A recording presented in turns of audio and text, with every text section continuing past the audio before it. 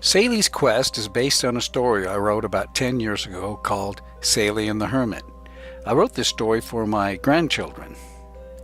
In this introduction, what I want to do is talk about animating objects and characters. Those who saw my Fun with Nodes understand about using material and compositing nodes to bring life to bland objects as we see in these examples. But let's move on to animating. First is animating objects, like this book. It has an armature to open the book, and the pages have two simple deform modifiers and a shape key to animate the pages.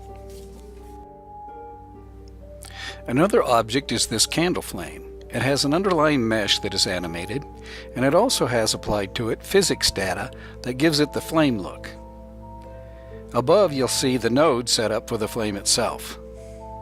Let's move on to character animation, which is the main reason for this introduction. You will notice that my characters don't always move with the fluid movements that real people have. And so I decided to educate everyone about how professional animators get that accurate fluid movement, rather than a robotic type movement that mine has at times.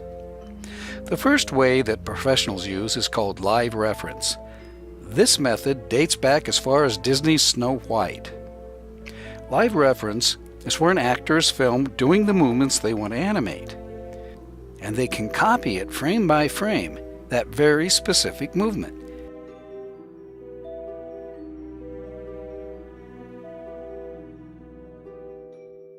We can see here that it is still used even in 3D CG animations.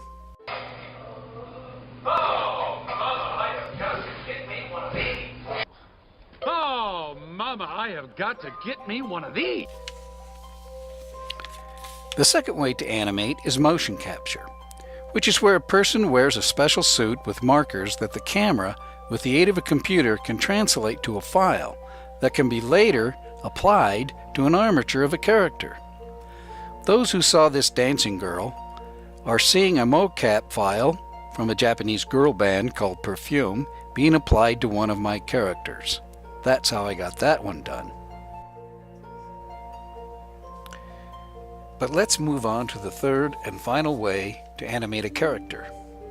I call this the puppet method. This is where you literally grab the body part you want to move and manually move it, as I am doing here to Saile.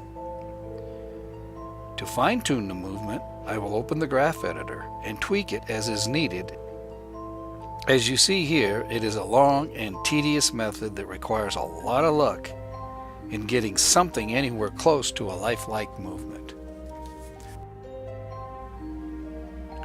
Well, I guess that's about enough for excuses and explanations. Thank you for watching, and I hope you watch the movie. Bye.